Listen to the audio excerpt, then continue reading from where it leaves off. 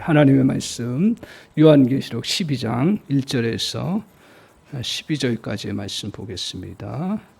이 말씀 가지고 같이 은혜 받을 말씀의 제목은 오늘 하늘의 큰 표적을 보라, 하늘의 큰 표적을 보라 하는 말씀의 제목으로 같이 은혜 받기를 원합니다. 오늘 사람들은 같은 것을 보면서도 다르게 봅니다. 어떤 사람은 표면적인 것을 보고요. 또 조금 더 다른 사람들은 또 깊은 부분들을 보게 됩니다. 깊이 볼수록 더 삶과 또 어떤 일들의 열매가 달라지지요. 그래서 우리가 보통 이제 길을 가거나 산을 갈 때 큰 바위가 있으면 대부분의 사람들은 어때요? 왜 이런 나에게 이런 방해가 있지? 이거 어떻게 피해서 가지? 이렇게 생각하면서 그냥 일반 살아가는데, 그것을 보던 한 사람, 로댕이라고 하는 사람은 그 큰 바위를 보면서 저게 나를 방해하는 것만이 아니라 저걸 통해서 잠시 멈추고 서게 하고 생각하게 하는 그런 부분이 될 수 있구나. 아마 그렇게 생각했는지 그걸 이면으로 보면서 저기에 그 큰 바위 속에 생각하는 사람을 조각하면 좋겠다 해가지고 화강암을 쪼개서 만든 것이 그 유명한 작품 생각하는 사람이라고 하는 그러한 작품을 만들어냈습니다. 또 그 뭡니까?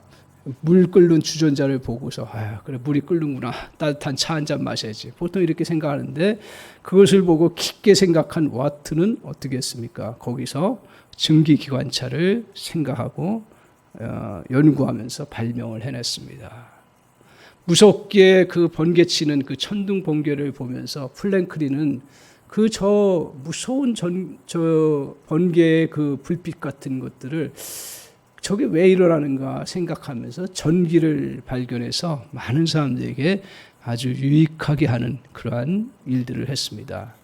이렇게 사람이 조금 더 깊이 보면 많은 유익을 가져다 주고 또 삶의 풍성함을 줍니다.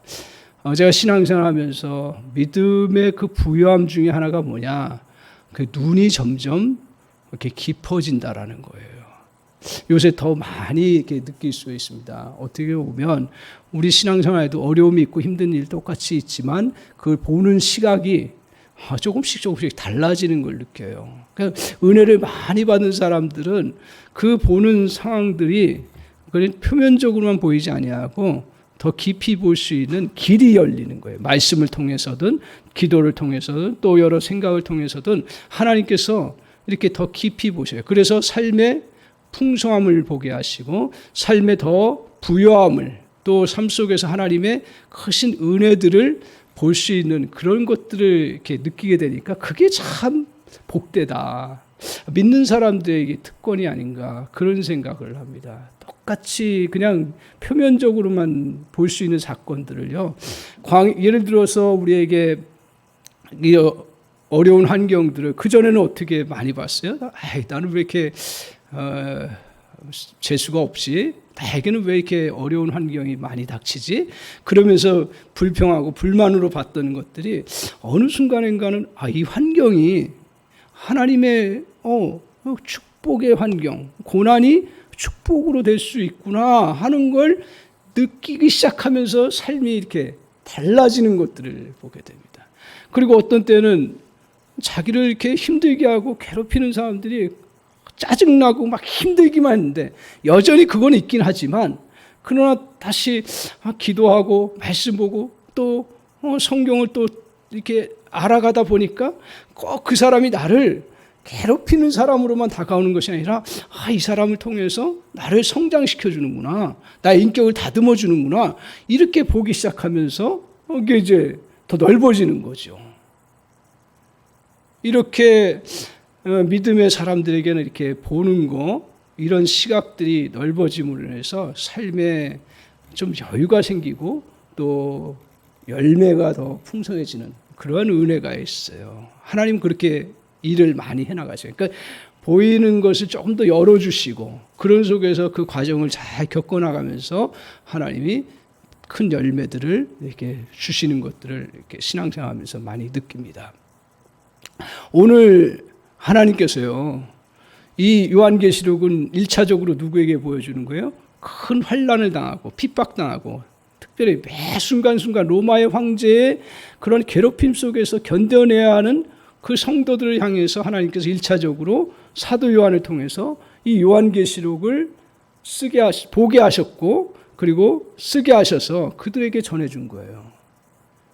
그러면서 그 믿음의 사람들을 계속적으로 하나님께서 어려움 당하고 환난, 앞으로 또 있을 환난들을 바라보고 또 그것을 견뎌나가는 사람들을 향해서 계속 요한계시록을 통해서 하나님께서 새로운 모습들을 보여주시고 깨닫게 해주시는 거죠. 그래서 오늘 12장에 딱 들어서면서 1절을 한번 보십시오. 같이 한번 1절을 같이 한번 보겠습니다. 저는 이 말씀을 보면서 그래, 또 하나의 새로운 것들을 보라 하시는데 보이셨어요. 자, 하늘에 큰 이적이 보였어요. 그 하늘에 큰 이적이 뭘까? 저는 이제 요한계시록이 두렵고 무섭잖아요, 사실은요. 말세지마를 당해서 큰 그런 어떤 전쟁, 큰 환란, 큰 세상적인 변화, 두렵지요, 사실. 그래서 그런 면에서 요한계시록이 어렵기도 하고 잘 보이지 않는데, 오늘 이제 12장 1절을 보면서 또 하나님 큰 것을 큰 이적이 뭘까? 이런 생각을 하면서 보기 시작했어요. 그래서 오늘 요한계시록 이 12장을 통해서 이제 여러 가지로 우리가 말씀을 묵상할 수 있습니다. 하나님께서 주신 여러 면들이 있으니까요. 그런데 저에게 이 말씀을 통해서 두 가지를 크게 깨닫는 것 중에 두 장면을 이렇게 큰 이적으로 생각하게 하시고 말씀을 해석하고 풀이하면서 그 말씀이 이런 뜻이구나 하는 걸 깨닫게 되었어요. 그래서 오늘 저와 여러분이 이 팬데믹이라고 하는 이 현상 속에서 여러 가지 알게 모르게 압박들이 많을 겁니다. 그렇지 않은 분들은 감사하고요. 그런데 대부분 다 계속되니까 자기도 모르게 막 눌리고 힘들고 어려운 그런 상황들을 겪는데, 또 개인적으로도 여러 일들을 당하면서 이런 가운데서 오늘 하나님께서 이 요한계시록 12장을 통해서 큰 이적을 보이셨는데, 저 여러분이 이것을 말씀을 통해서 다시 한번 마음속에 다 깨닫고 받아들임으로 인해서 큰 이적 보이신 것들을 여러분의 마음에 잘 간직해서 이 환난을 이겨나가는 그런 은혜가 있기를 바랍니다. 먼저 하나님께서 보여주신 첫 번째 큰 이적 중에 하나가 뭐냐면, 우리의 삶 가운데 광야가 있잖아요. 광야 속에 은혜가 있다라는 거. 그것을 오늘 이 환난의 그 극한 상황 속에서 그것을 보여주고 계세요. 자, 6절을 한번 보세요. 6절 보십시오. 6절을 같이 한번 읽겠습니다. 우리 6절을 한번 같이 읽어보겠습니다. 6절 시작. 그 여자가 광야로 도망하며 거기서 1260일 동안 그를 양육하기 위하여 하나님께서 예비하신 곳이 있더라. 그 여자가 광야로 도망했어요. 이게 이제 요한계시록이 좀 어려운 부분이 있는데 하나씩 들으시면 돼요. 그 여자가 누굴까? 그 여자는 한마디로 얘기하면 교회입니다. 교회 공동체, 믿음의 공동체를 말해요. 이게 쭉 내려오는 믿음의 공동체, 그 한 의인화해서 그 여자가 어디로 도망갔어요? 결국은 광야로 도망갔습니다. 교회가 도망갔다는 모습을 보여야죠. 광야로. 그러니까 광야에 처할 수 있다라는 거예요. 교회가 환난의 때에 광야에 처할 수 있다라는 거예요. 그런데 그 여자의 모습이 원래 어떤 모습이에요? 여러분, 교회의 원래 모습이 어떤 모습인가? 다시 1절로 돌아와 보세요. 이제 같이 한번 쭉 살펴보면 교회라는 곳은 어떤 곳이에요? 자, 보세요. 1절 한번 같이 보겠습니다. 같이 읽겠습니다. 시작. 하늘에 큰 이적이 보이니 해를 옷 입은 한 여자가 있는데 그 발 아래에는 달이 있고 그 머리에는 12별의 관을 썼더라. 그 여자가 어떻게 하고 있었어요? 세 가지의 그러한 것들을 보여주는데, 여자가 무엇을 입었어요? 해를 옷 입었어요. 해라는 것, 이게 뭘까 생각했는데, 해라는 거는 그냥 해예요. 선. 태양을 입은 것들을 말하고 있어요. 발에는 뭐가 있어요? 달이 있고요. 그 다음에 머리에는 무엇이에요? 12별의 관을 썼어요. 자, 해 세 가지가 나왔죠. 해, 달, 별. 이건 뭘 말할까요? 그냥 오늘 하나님께서는 깊게 뭐 이렇게 우리가 생각해서 풀 수도 있지만 요한계시록을 그냥 어렵게만 하나님께서 주신 게 아니죠. 딱 이 장면을 딱 생각하고 보면 이 말씀이 딱 다가오는 게 뭐예요? 해, 달, 별 보면 어때요? 다 빛의 광채죠. 그러니까 그 해를 입은 모습을 보며 해를 어떻게 입겠어요? 그러나 그 해, 그 입은 것처럼 보이는 거예요. 그 영광스러운 모습. 그리고 달을 딱 다리에 그 발을 딱 딛고 있는 그 달 밑에, 다리 밑에 그 달빛이 비치는 그 모습들. 그리고 머리에는 뭐가 있어요? 관이 있는데 12별들이 있는 관. 멋지게 빛나는. 다 보여요. 교회라는 거 이걸 통해서 뭘 보여줘요? 너희 지금의 교회 공동체라는 거, 하나님이 교회 세우시고 교회 주셨을 때 교회의 원래 모습은 사실은 광야에 쫓겨나갈 수밖에 없는 현실 속에 그런 처참한 모습이 있지만 본질적으로는 뭐예요? 영광스러운 거예요. 그래서 성경에서는요, 교회를 뭐라면 그리스도의 몸이라고까지 얘기해요.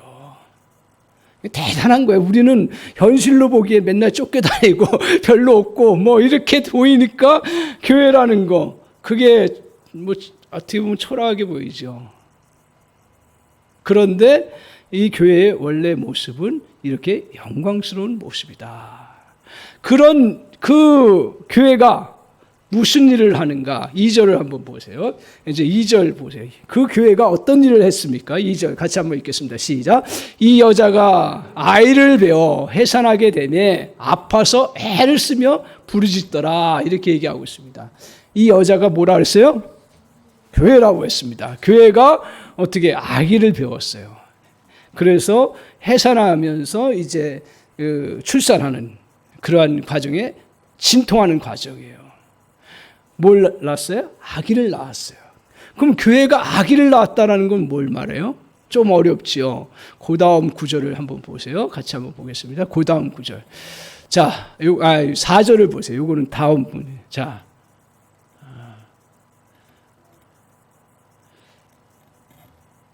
네, 제가 설명하겠습니다. 자, 이 아기는 5절에 나오네요. 5절, 죄송합니다. 5절에 나오는데 이 아기는 한마디로 얘기하면 구약시대는 뭐라고 그랬냐면 메시아라고 했고요. 이 메시아가 결국은 누구였어요? 바로 예수 그리스도였어요. 그러니까 아기가 낳은 존재가 뭐예요? 메시아를 이제 구약시대의 교회들도요, 믿음의 공동체잖아요. 교회라는 게 다 연결되죠. 구약과 신약 나눠지긴 하지만 믿음의 역사는 그대로 이어지잖아요. 그래서 구약의 성도들은 그 공동체는 뭘 구약시대에 계속 바라봤어요? 메시아를 하나님께서 보내주신다는데 그 메시아가 누굴까? 계속 믿음으로 바라보면서 나왔어요. 그러다가 오늘 신약시대에 와서 이제 예수님이 이 땅에 육신을 입고 오셨어요. 오신 모습이에요. 그래서 그 아기 5절에 한번 보세요. 자, 이 아기가 어떤 존재인가를 지금 얘기했어요. 자, 5절 같이 읽겠습니다. 시작. 여자가 아들을 낳으니 이는 장차 철장으로 만국을 다스릴 남자라. 그 아이를 하나님 앞과 그 보좌 앞으로 올려가더라. 이걸 통해서 예수님이라는 거 알 수가 있겠죠. 그죠? 그래서 아들을 낳았는데 그가 장차 철장으로 만국을 다스릴 수 있는 그러한 권세를 다 누리시게 되는 분이시다. 그래서 하나님 앞과 보좌 앞으로 주님께서 이제 그 십자가를 지시고 죽음에서 부활하신 후에 하나님 앞에 올라가게 되는 그런 모습을 통해서 하나님의 아들이심을 이야기하고 있습니다. 이렇게 이제 아기 육신으로 오신 예수 그리스도를 이제 오실 때 어떤 도전이 있었냐면 이제 4절을 보세요. 다시 4절을 한번 보세요. 자, 같이 한번 읽겠습니다. 그 꼬리가 하늘의 별 3분의 1을 끌어다가 땅에 던지더라. 용이 해산하려는 여자 앞에서 그가 해산하면 그 아이를 삼키고자 하더니, 자, 용은 누구예요? 용은 여기서 사단을 말하는 거예요. 사단이에요. 사단이 해산하는 여자 앞에서 어떻게 했어요? 그가 해산하면 아기를 삼키고자 했어요. 그러니까 예수 그리스도가 이 땅에 오시는 것을 사단은 굉장히 싫어하고 그리고 어떻게 하든 공격하고 넘어뜨리고, 그래서 사실은 사단이 이렇게 예수님 이 땅에 오셔서도 그 광야에서 시험하시고 여러 가지로 또 세상 권세를 통해서 예수님을 몰아놓고 그리고 괴롭히고 고통을 주는, 그래서 결국은 십자가까지 갔지만 그걸 통해서 오늘 주님은 오히려 십자가를 통해서 이기시는 그런 역사를 이루는데, 어떻든 사단은 어떻게 했어요? 용은 그래서 해산하면 그 아이를 삼키고자 했습니다. 그 꼬리가 하늘의 별 3분의 1을 끌어다가 땅에 던지는 거는 뭘 말해요? 누구 꼬리예요? 용의 꼬리가 하늘의 별 3분의 1, 믿음의 사람들 3분의 1을 막 내리쳐버리는, 환란 속에서 그 이제 내리치는 그러한 그 과정을 겪으면서 용이 결국 아기 예수 그리스도를 어떻게든 넘어뜨리려고 하는 그러한 일을 해 나갔다는 거죠. 오늘 이렇게 그 아기를 낳고, 어떻든 교회가 아기를 낳고 그 아기는 만국을 다스리실 영광스러운 메시아이신 주님을 교회가 이제 누리게 되는 거죠. 그럼에도 불구하고 교회는, 그 여자는 어떻게 돼요? 그 용의 공격을 피해서 또 하나님께서 그에게 허락하셔서 어디로 가게 돼요? 광야로 가게 되는 그러한 모습을 보여줍니다. 오늘 교회는 결국 광야로 도망할 수밖에 없도록 그냥 하나님이 허용하셨다라는 거예요. 이게 환란의 그러한 가운데서의 교회의 현실이고 모습인 거예요. 영광스러운 교회의 본질을 갖고 있지만, 그리고 메시아이신 예수 그리스도를 해산하기까지 교회가 예수 그리스도를 통해서 이제 놀라운 역사를 이루어 가실 수 있는 그러한 교회의 존재이지만, 그러나 환란의 때에 그 교회는 광야로 갈 수밖에 없는 그러한 상황이 있는 것입니다.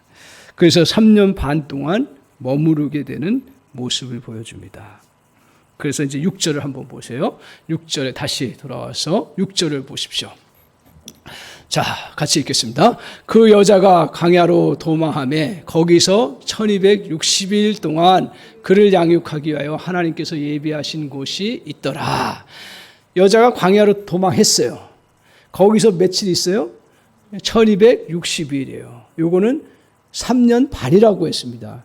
그래서 이게 대환란의 때에 3년 반, 또 그 전반기 전반기에 그런 고통의 시간, 환란의 시간 3년 반, 그 다음에 후반에 3년 반 해가지고 7년이죠.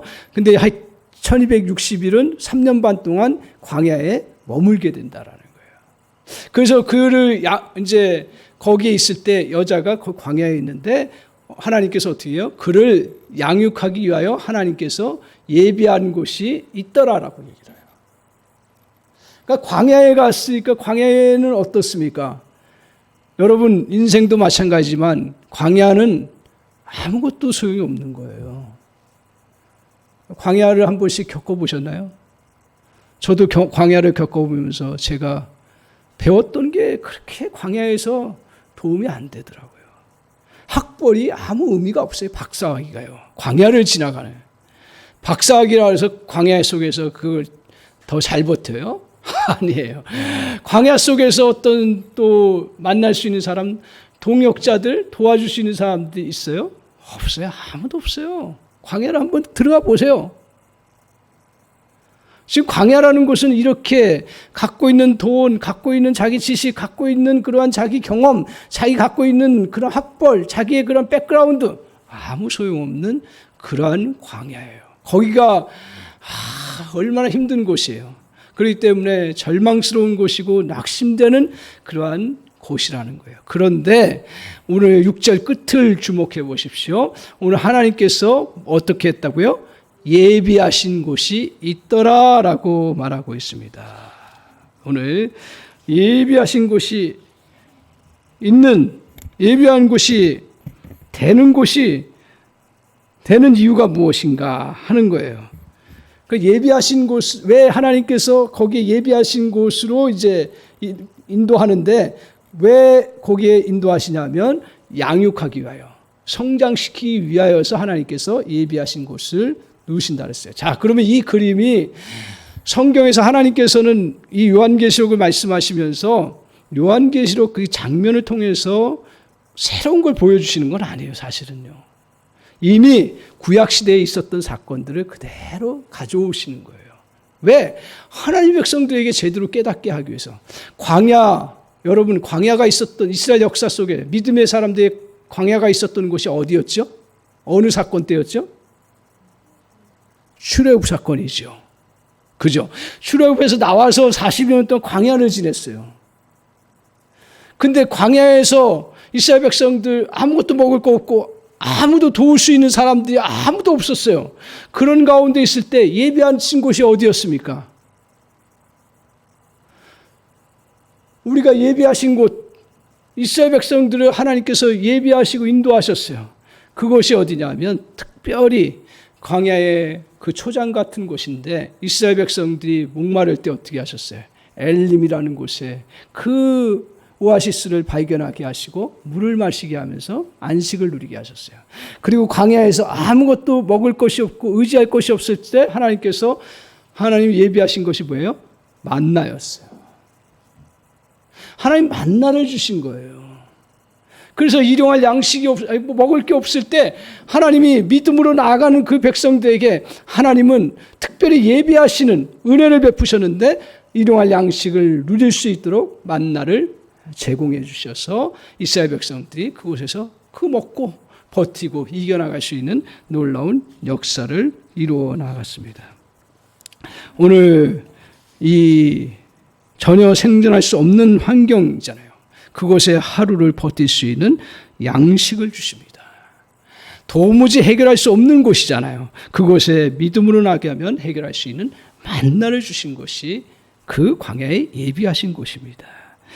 지치는 삶 속에서 광야 속에 살면 지치게 되어 있는데 그런 지침 속에서 하나님께서 일용할 힘을 주시는 그 은혜가 광야 가운데 있을 때에 하나님께서 그러한 곳으로 우리를 인도하시고 그곳에서 힘을 얻게 하시는 놀라운 은혜를 덧입혀 주십니다. 또한 광야는 어떤 은혜를 주셨어요? 오늘 이스라엘 백성들이 고백하는 것처럼 광야를 지나가면서 불기둥, 구름기둥으로 하나님께서 어떻게 하셨어요? 인도해 주셨어요. 광야는요. 그러니까 어디로 가야 될지 모르잖아요. 광야에 길이 있습니까? 없지요. 그러나 하나님이 그 불기둥, 구름기둥으로 인도하셔서 그 이스라엘 백성들이 가야 할 길을 가르쳐 주시고 인도해 주셨습니다. 그런 가운데서 하나님께서 가나안 그 광야를 걸어갈 때 하나님 예비하신 은혜가 뭐예요? 하나님 보호하셨어요. 그래서 신명기 8장 3절에 나중에 다 돌아보니까 광야에 있을 때 왜 우리에게 더 좋은 환경과 더 좋은 삶을 하나님 주시지 않았습니까? 라고 불평할 때 그때 이스라엘 백성들에게 하나님께서 신명기 8장 3절을 통해서 너희도 돌아봐라. 너희의 의복이 헤어지지 아니하고 내 발이 부르트지 아니하고 그 독수리가 아기를 품고 오듯이 너희를 안전하게 보호하고 이곳 건너가게 하셨다라고 고백하는 것처럼 이스라엘 백성들이 광야 생활하면서 육신적으로는 힘들고 지쳤지만 돌아보니까 하나님께서 아무 손실도 없게 하시고 아무 다친 것도 없게 하시는 그 은혜를 하나님이 덧입혀 주시는 놀라운 보호하심의 장소를 허락해 주셨던 것이에요.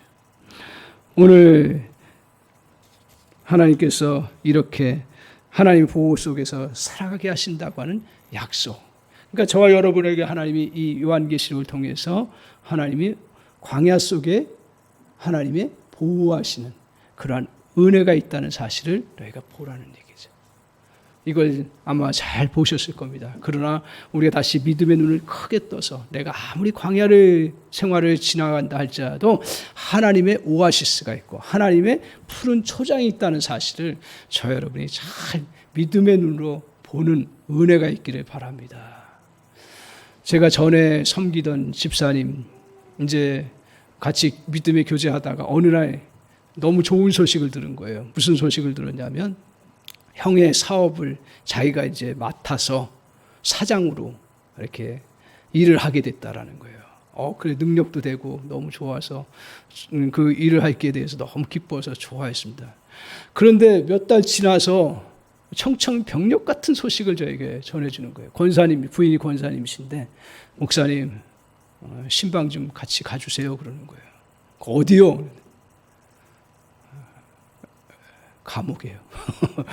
그래서 저 깜짝 놀란 거예요. 아니 저분이 잘못할 분이 아니거든요. 물론 사람은 다 연약하지만 그게 범죄하고 감옥에 갈 분이 아닌데 갑자기 감옥에 가잖아요. 자초지종을 들어보니까 그 회사에 세금을 탈루한 거예요. 세금을 탈루한 거예요. 그래서 그때 단 5억인가 그랬을 거예요.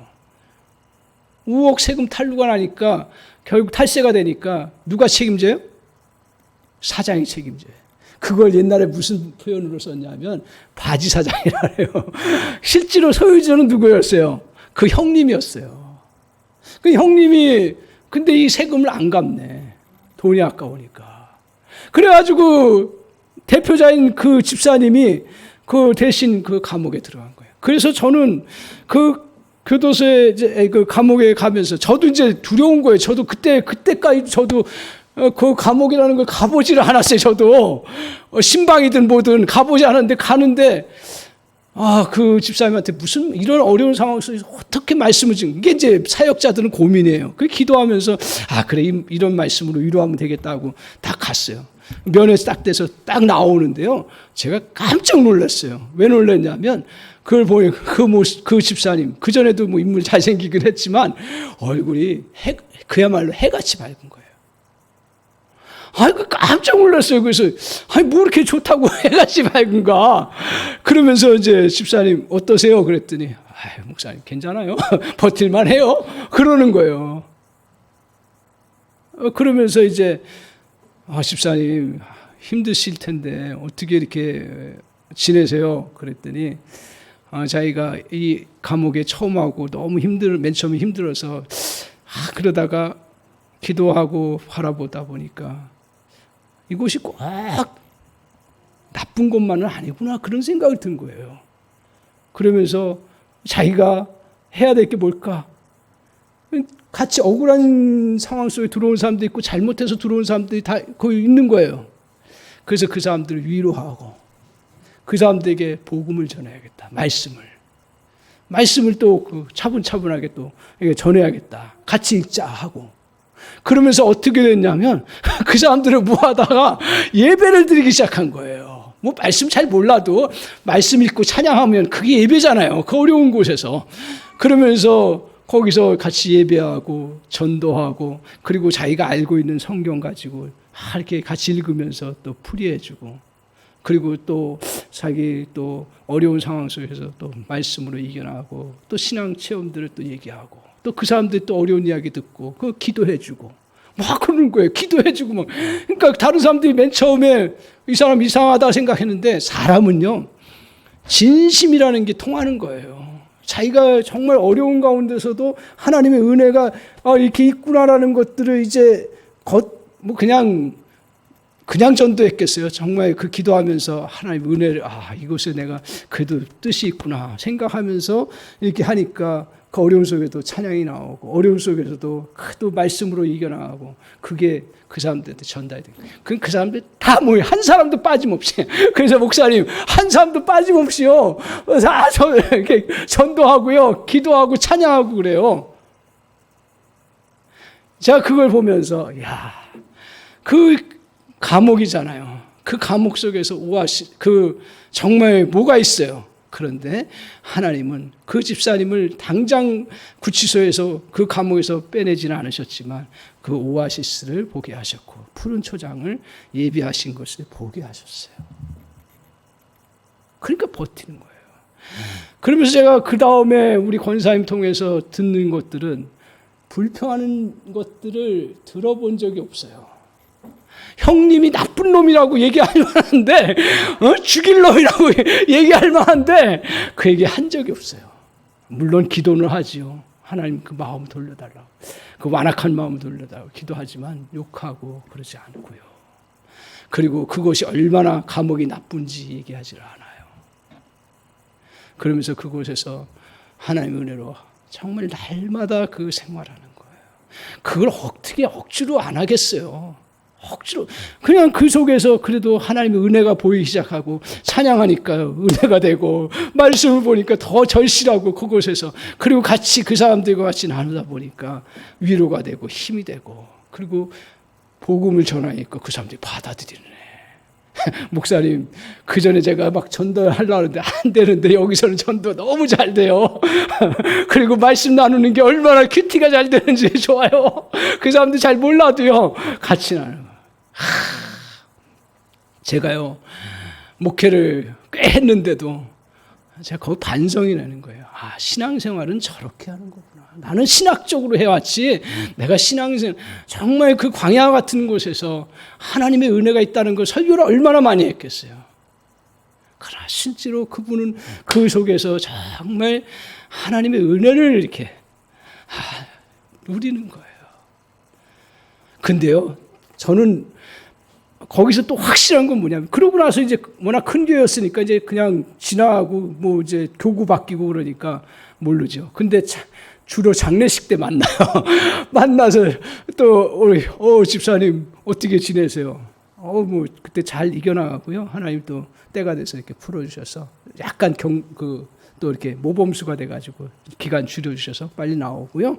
그 다음에 또 더 큰 회사에 사장으로 자기가 일을 하라. 저는요 그때 다짐을 했어요.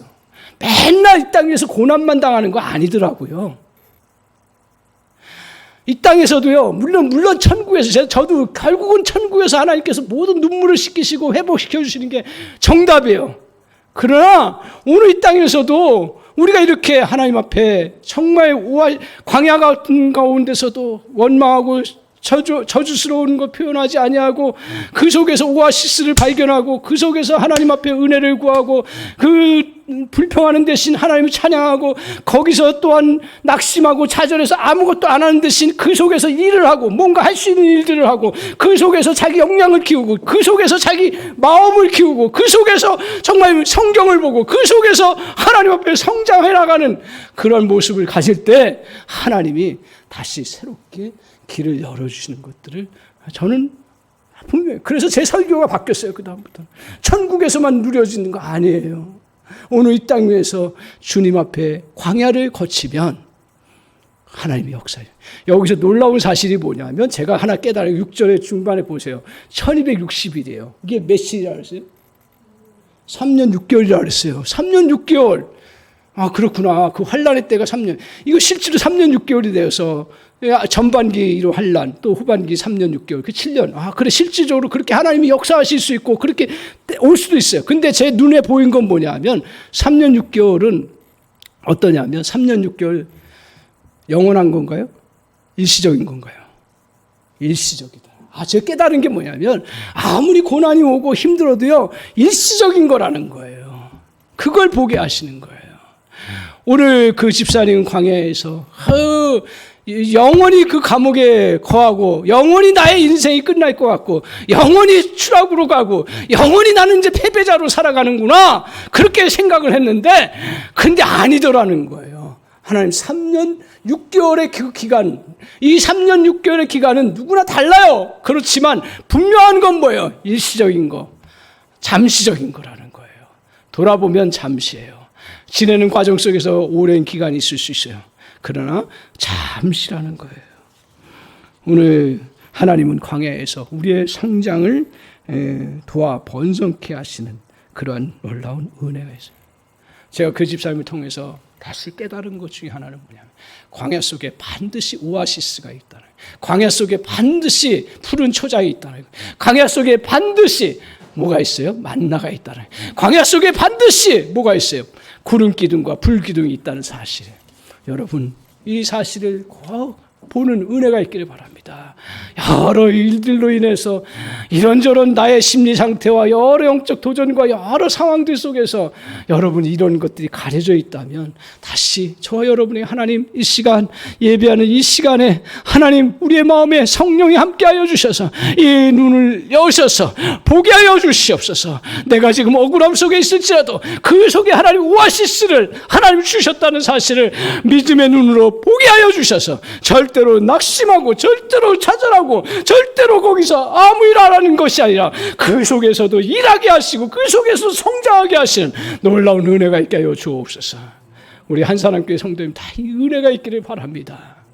그래서 때로 오히려 어려운 광야 속에서 어깨 딱 펴고 주님 앞에서 얼굴 표정 싹 펴고 딱 주님 앞에 나아가는 저 여러분 되시기를 간절히 소원합니다.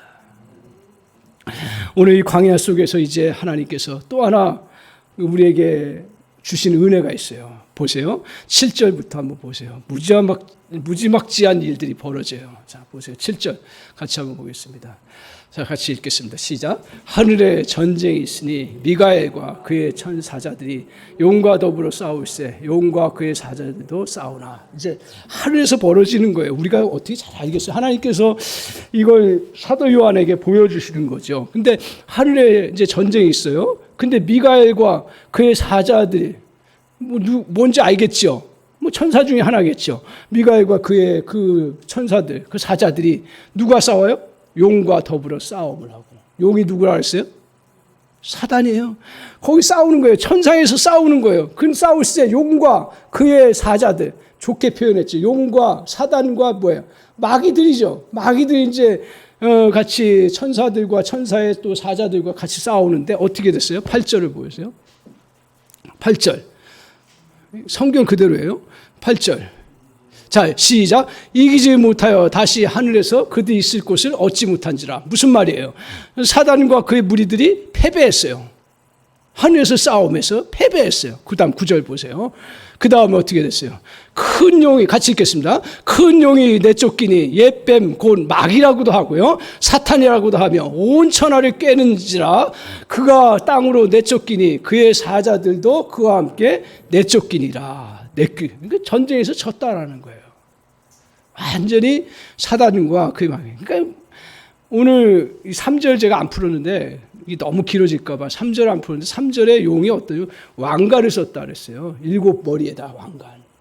그게 뭘까 생각했더니 세상 권세를 딱 쥐고 있는 거예요. 왕관이라는 건 세상 권세잖아요. 그죠? 7머리는 리더들이 7이라는 것은 어떻게 보면 세상 모든 리더들의 권세를 다 갖고 있는 거예요. 세상 권세는 어떻게 보면 사단 마귀가 주관하고 이끌어가는 것처럼 보이는 거예요.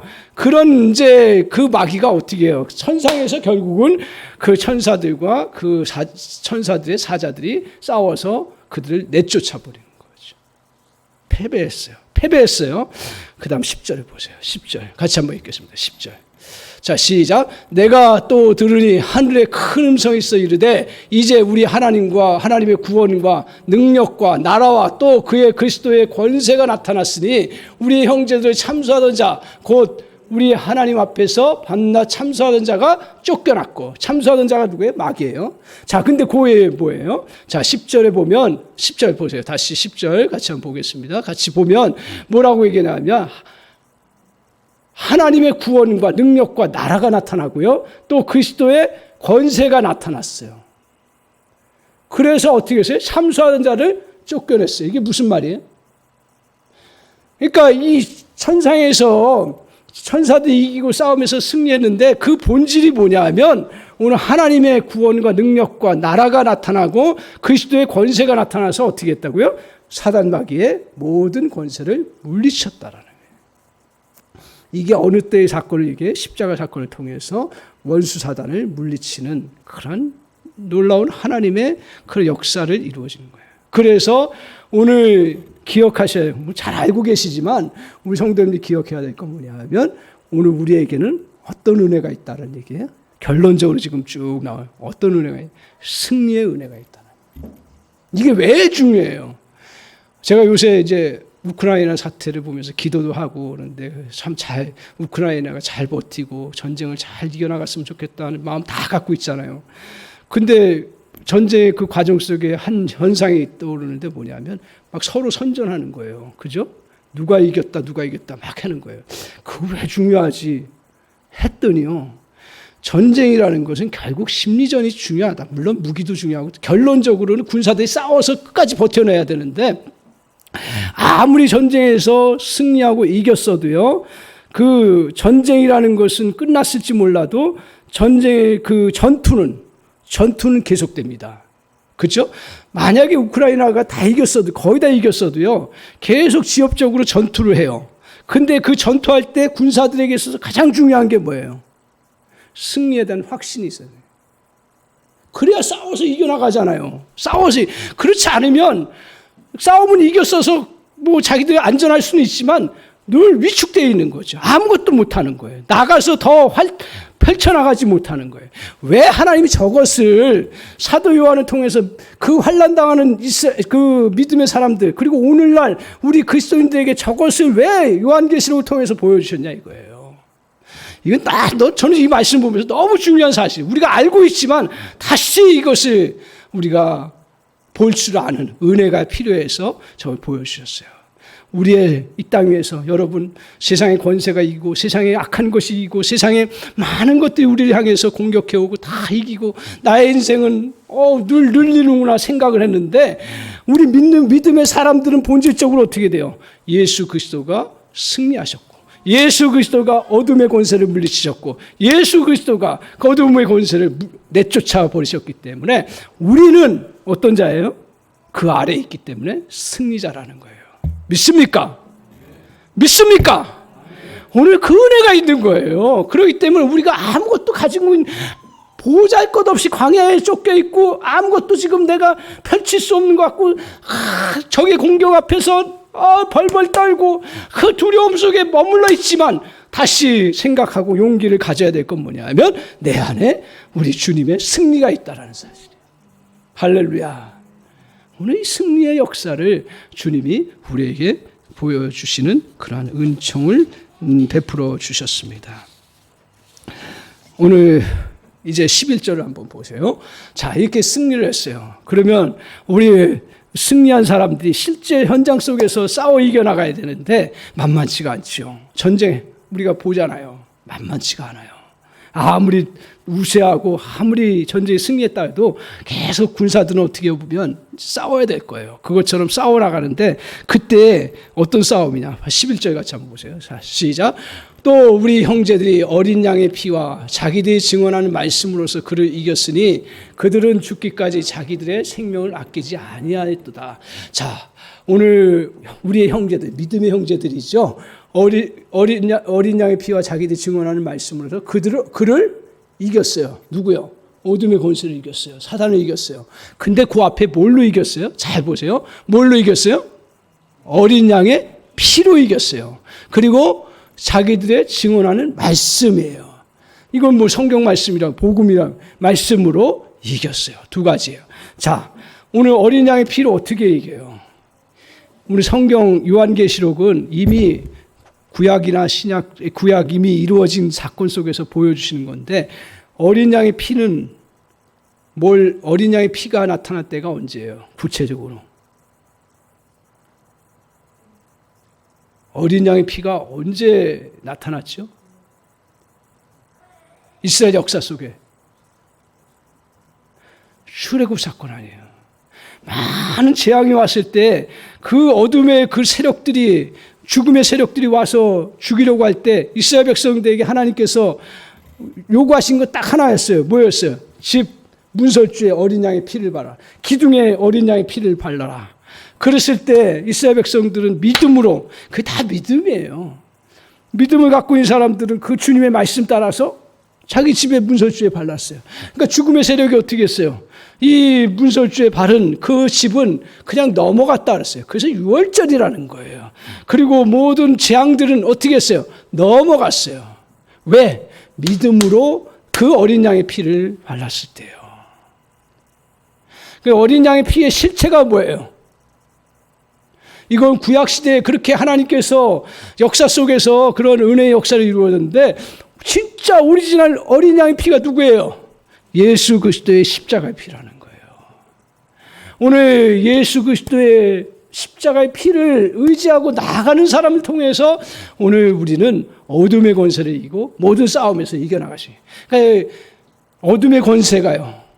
여러분 어떤 집안의 배경이냐에 배경이 좋아서 어둠의 권세가 물러나가는 줄 아십니까? 절대로 안 돼요. 어떤 내가 가지고 있는 세상의 학위 모자가 그 어둠의 권세를 물리쳐요.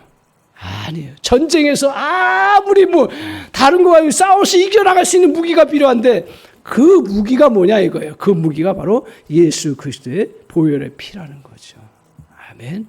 그래서 우리는 예수 그리스도를 우리가 믿음으로 고백하고 그 어린 양의 피를 믿음으로 받아들여서 우리는 어때요? 하나님의 자녀가 되는 구원의 역사를 이룬 거예요. 그 자녀가 된 우리가 이 어린 양의 피를 가지고 우리의 삶의 현장 속에서 늘 의지하며 그 어린 양의 피를 가지고 선포하며 나아가는 그러한 가운데 있을 때 영적 싸움에서 이겨나가고 세상의 모든 싸움에서 이겨나가는 놀라운 은혜의 역사가 있음을 저 말씀을 통해서 우리에게 보여주고 계십니다.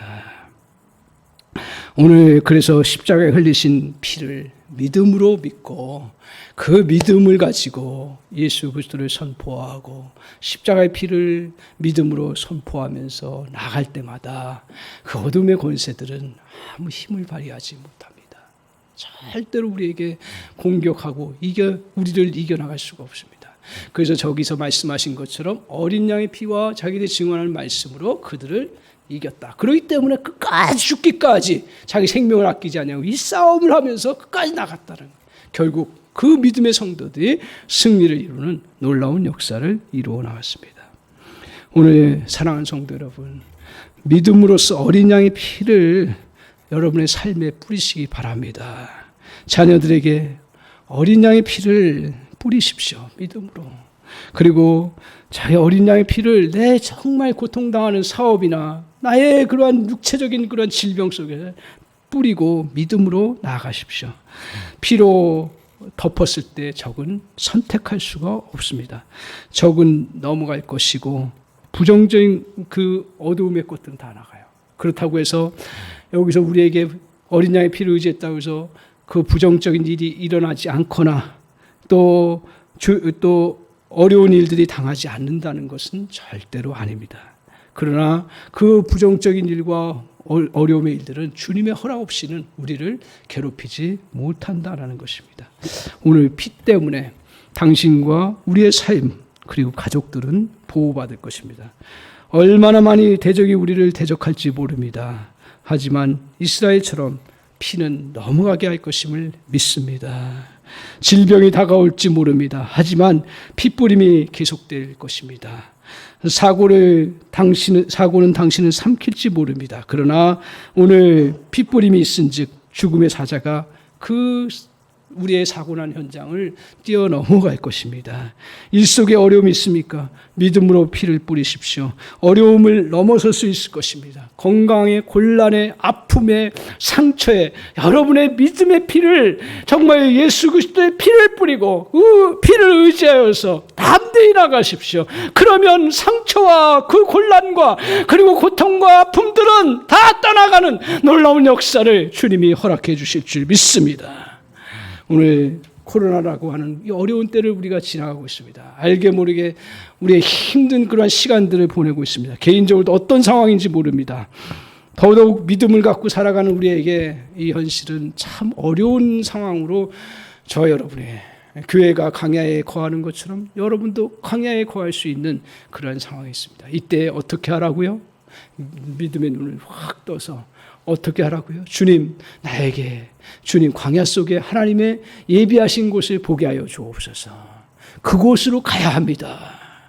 그곳에 머물러야 합니다. 그곳에서 살아야 합니다. 그리고 그곳에서 오아시스 속에 생수를 마셔야 되고 그곳에서 만나를 먹어야 되고 그곳에서 불기둥 구름기둥을 다시 붙잡고 하나님의 인도함을 받는 은혜가 있어야 될 줄 믿습니다. 또한 우리에게 이러한 커다란 그 싸움의 과정 지치지요. 연약한 그런 가운데 있을 수 있습니다.